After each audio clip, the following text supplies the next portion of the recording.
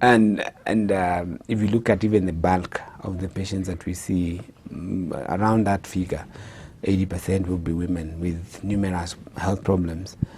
And like I say, it's good now because this case is coming from a man. It just shows that our society now is taking up, and men are becoming involved. And They are it's not being participating taken in as a problem of women. They are participating in the woman health. So we want to congratulate this man because, again, like I said, when health of the woman is compromised, it affects the whole family. I think we said that in the first program. Women also, like also we shared in our previous program, have cells, body cells that are changing once in a while. And like you know, cancer is not a disease like any other because it involves cells, the normal body cells that grows more than they are supposed to grow. That is simple. Cancer is abnormal growth of cells. So these are normal cells that grows more than they should be growing.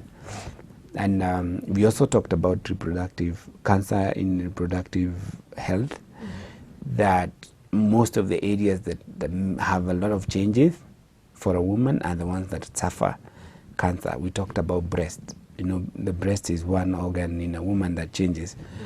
If you look at puberty and what happens after puberty and childbirth, the breast, you know, it's changing all the time. It's changing all the time.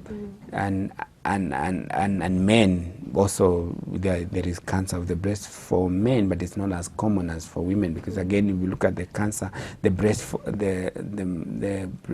for a man, that it's not a major reproductive organ. So for a woman, so we have the breast. We also talked about cancer of the the uterus, the ovaries, cervix, vagina, and we said this is one of the problems that is facing healthcare, especially in the developing world. We used to think of cancer as a problem of the Western world, but it's a major problem. Probably is one of maybe the second cause of death for women during the reproductive age. And for this man who is asking about testing, and I think you rightly said, we have reasons for delay to be tested, to go and visit a doctor, one being economic. And I'll say this, I know people have different reasons, but I think for a Kenyan and an African woman, number one problem for delay in testing and diagnosis is money. It costs. It's cost. I can briefly say that from my practice I've seen women would prefer other things, doing other things. I have a friend of mine who I work with. She was diagnosed 2 months ago to have breast cancer that has spread. And I remember talking to her, and then she told me the reason she had detected the lump last year, around August. But she had school fees to pay for her children, so decided to pay the school fees. And then things just keep coming. And then in around December 26th, that's when the husband told her, we have to go to the physician, and he literally dragged her to go. She wasn't even wanting to go even after that. So this is a woman who is laying down her life for the children and the family. So cost. So when in terms of access, when you think of the cost, we healthcare professionals and the health managers, including the ministry, have to make it a priority to reduce the cost. Because if you're able to reduce the cost to then minimum or even free, I have even suggested that we need to make it free for women to have. By the way, instead of giving free reproductive health, giving birth, the priority will probably be providing free diagnostic for cancer in women, because then we'll be solving many problems. I would rather not wait until the woman delivers and they have cancer. I would rather prevent cancer first, because cancer is a major problem. So we need to reduce the cost But also there has been a lot of information. We need to keep on pushing the information. Women need to know. They need to know that it's their life at risk. So they stand losing their life by waiting. By waiting. So that's more of, creating awareness and creating awareness. Just letting the woman know that it's more expensive to cure and to treat, not to cure, to treat a cancer than to prevent. Yes. So the diagnosis usually pap smear will cost between 700 and in some areas it's between 200 and to the extreme is 3,000. Yeah. I even the very expensive hospitals, it's not going beyond 3,000. So that is just pap smear. Breast exam is almost free. Yeah. And almost they have free. These free medical camps. We have a lot, although those medical camps, they don't target the woman who is probably busy raising money for food. The woman who would like to go but cannot afford it. Yeah, but also we are not targeting the woman who can't make to have one day off to line up for free medical breast exam when they don't have food, right? I think you get it. Because usually the medical camps will be held in major towns or in hospitals, and a woman in Kibera or Kangemi or any other area, extreme in rural areas, they can't afford a day to wait in a line to have breast examination. How many women will do that? Probably the only woman who will do it comfortably is the one who has security. At the end of the day, the husband will bring food. So that I think we are not targeting the right people. And what we probably need to do as a policy is that to make it at all the health centers, dispensaries, the nurses and doctors in those areas and clinical officers are able to provide free diagnostic screening to women. But also not just free, to train them on how to do, like you rightly said, to do self-breast examination. It doesn't cost you anything. Yeah, you just need to know how to do it. You just, like my friend here, also, she, through examination, she realized there was a lump. So then, but the problem is that she ignored. So we will need to move a little bit further. Once they do the examination, then what? Yeah. Because even we may diagnose so many women with cancer that has spread, but we have enough facilities for cancer treatment. If you go to Kenyatta and Aga Khan, their cancer clinic fully booked.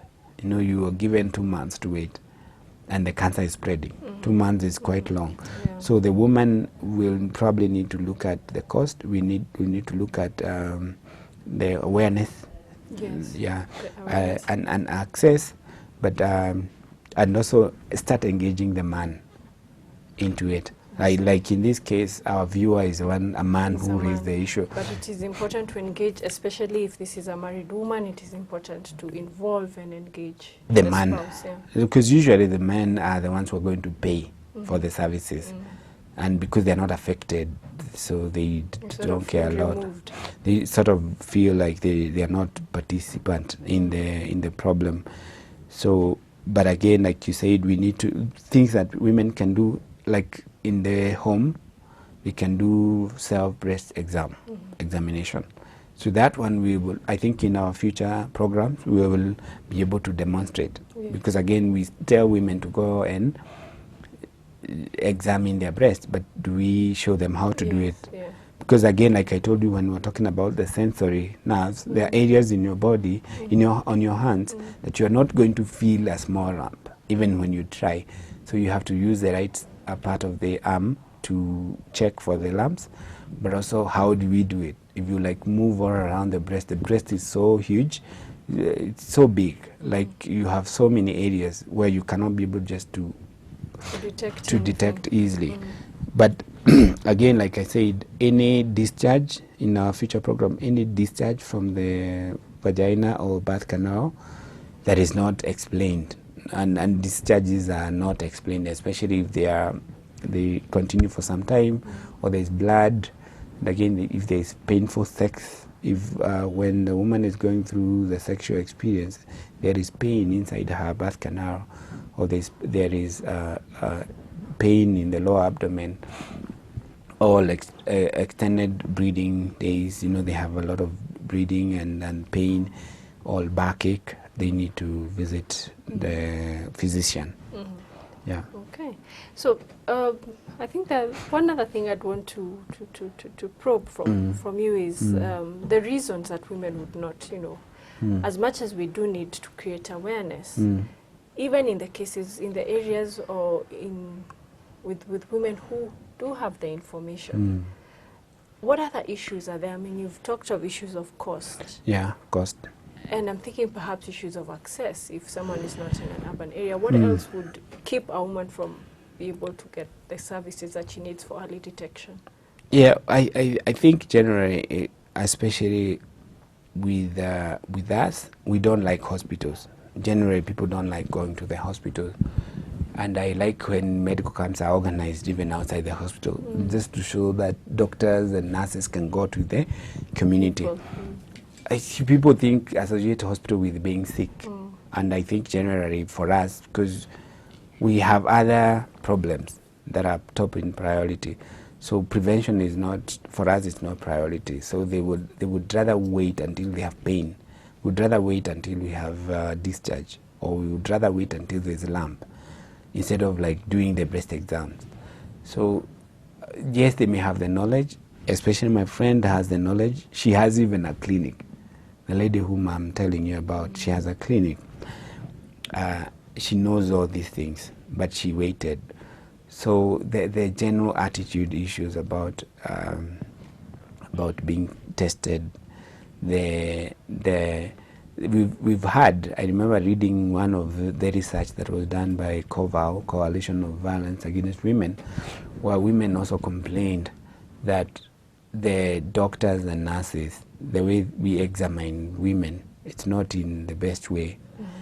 That a client will fear going to undress before a physician or a nurse or a clinic officer, just to have their cervix looked, someone looking at their cervix just for the sake of it. So the process that is involved in it, it's not worth taking the risk of going to the clinic. They will say, I would rather wait rather than go and undress and have someone put a piece of metal inside my birth canal. So I remember reading that women would say, I would rather not go rather than go through the whole process. So we've come up with simpler ways of looking at the cervix and testing the cervix of the cancer of the cervix. Like we do stain the cervix with acetic acid. What we do is that we look after staining the whole of the cervix if there is some reaction, and then the areas that you have cancer. So that is visual diagnosis. So that is not as traumatizing, it's not as demanding. Women will not probably have to go through a lot. In the earlier days, we used to even remove a part of the meat around the cervix, or take some cells around the cervix. It was a little bit uneasy for some women. So we've tried to make it easier, so that any other woman just could drop in a clinic 20 minutes or less than 20 minutes. They've had their complete examination. That then you can take a break. Like, it's easier for you to go and have the test, and then you don't have to line up. Again, the catch I've seen, people will fear lining up, waiting for more than 1 hour for examination when you don't have a problem. So we are asking our healthcare sector, if you're able to reduce the time a woman has to wait before they have the test, like you can go within 20 minutes, it's done, it will be more acceptable. The access could be there, the hospitals are there. But then you wait for hours. So we would want to reduce that for a woman. And if you have a clinic or a room that is dedicated for screening for women and cancer in women, then you have a more friendlier staff who are used to it. You have a more quicker way of doing the diagnosis. But overall, we are not going to win this battle without understanding that this is a problem, women have to go for testing, and any woman is at risk having any form of cancer, right? And then when the problem is known and people understand the implication, and then I'm waiting for a period where we'll have special insurance for certain, it's not diseases, but certain conditions that are related to specific people. Because if you have a product that caters for that, then it's easier to take it up, and then you'll be held accountable by the insurance firm for that. Yeah. All right. Yeah. I think we've been extremely educated and informed. Yeah, we're trying. So we thank you once again for that. Welcome. I hope our audience has picked up one or two important Yes. points. Yeah. Yeah. You have been watching the MedFiles program. I have been your host, Marianne Washa, and we've been talking to Dr. Frederick Kimemia, who's been answering a wide range of questions, including questions on cancer in women and the problems that arise from this huge problem in our society today. Well, do join us again for another episode of the MedFiles program. Remember that you can give us your feedback concerning the program using the SMS number on your screen, that is 22330 or 22330. Alternatively, you can send us an email using the address medfiles@threestones.tv. See you next time.